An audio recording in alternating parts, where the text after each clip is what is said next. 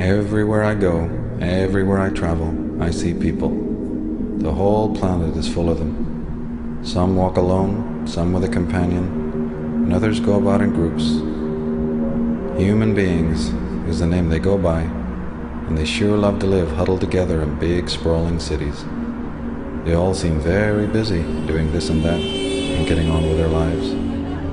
Yep, the people of the world tend to look very productive and in charge. If I went and talked to any of them, if I went and interviewed people and asked each of them whether they think they're in charge of their own destinies, I wonder what kind of answers I'd get. Most of them would confidently say, sure, I'm in charge of my own life path.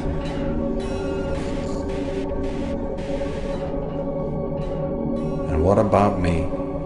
Am I really in charge of my own destiny? Do I know where I've come from, why I'm here, and where I'm going? After all, some people would say that just by using this credit card, I'm a virtual serf to powerful men who profit from my existence. Some have said we're all veritable slaves in an invisible penitentiary. If that's the case, then none of us are in charge of our lives. We only think we are, and that's kind of frightening. Maybe that invisible prison does exist. Maybe I can't see it because I've been trained not to be able to see it. Can that situation ever change? After all, I sure don't like to think of myself as being on someone else's chain. I think it's time to investigate these matters. When in doubt, find out. That's the key. There are those who've looked into these matters long before my time. What did they have to say? That's what I'd like to know.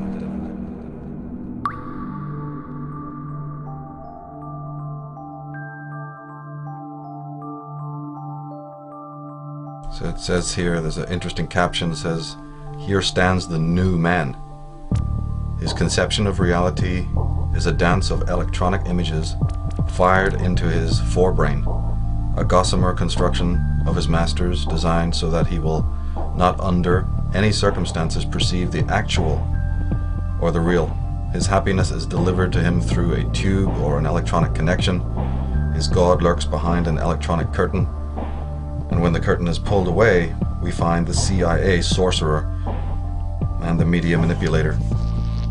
Jim Keith, Mind Control, Mass Control, just one of the fine books on, the manipulation of consciousness that he did before he sadly basically was killed. He was one of the people, I think, one of few who understood that the real war is a war on consciousness. It's very important to always remember that it may have so many other permutations.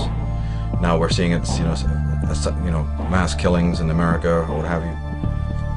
But and then all heads turn. As soon as that comes on the little media-framed image, then people are shocked. And they turn to that as if it's some sort of freak phenomena or something like that. It's actually, the sad case is it's not freak.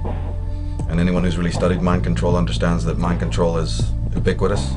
It's almost the question of who is not mind controlled, as opposed to who is mind controlled. It's just a difference in degree. The whole question of what is consciousness and how it can be manipulated is one of the most crucial questions of our time. In my work, it really goes along with the whole question of the origins of evil. I mean, it's origins of evil / war on consciousness, and the whole manipulation of man's thinking, his behavior, his biology. And this question has distinguished some of the greatest scholars in the world, people like Wilhelm Reich. But in a more modern context, even people like Alex Constantine, Jim Keith, Jim Marrs to a certain extent has gone into this. Well, in ancient times they used the sword and they used the gun and they used other methods like religion for pushing the populace around and getting people to do what was wanted. But in recent times, in the 20th century, there are new technologies that provide the expertise to control people totally without their knowledge. Means of electronic entrainment, brain control implants, methods of advertising that manipulate us against our will. And this isn't science fiction. This is something that's very documented. The Manchurian Candidate, of course, was about the creation of a mind-controlled assassin who, as I recollect, it's been years since I've seen the film, was going to be activated to kill the president.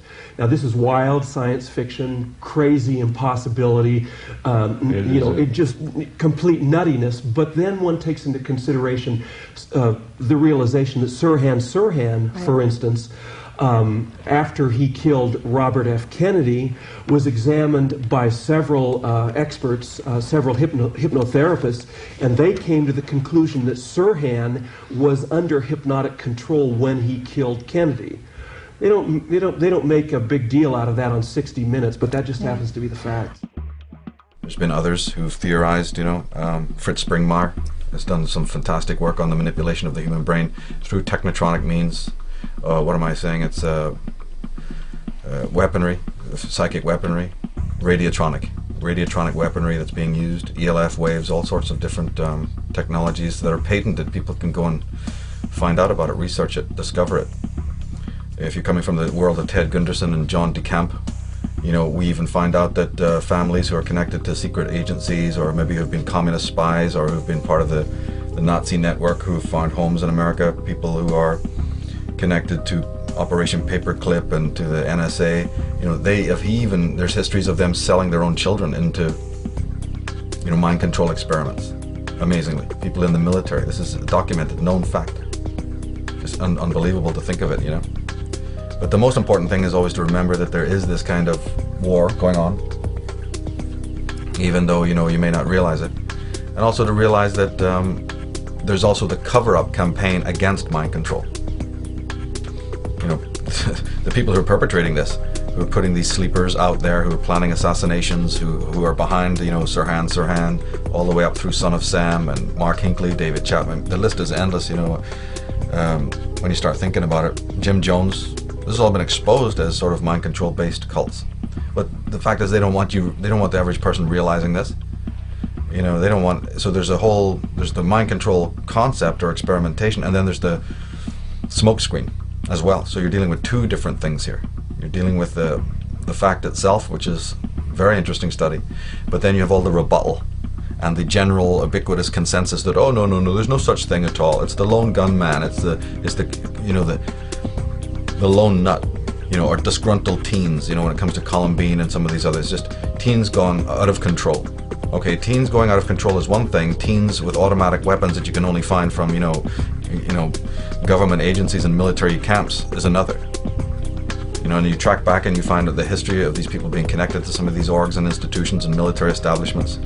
You know, David Berkowitz has revealed a great deal from prison about that, and the elaborate Luciferian satanic networks that work with mind control on all its levels, and tying into the military establishment. This has been thoroughly documented.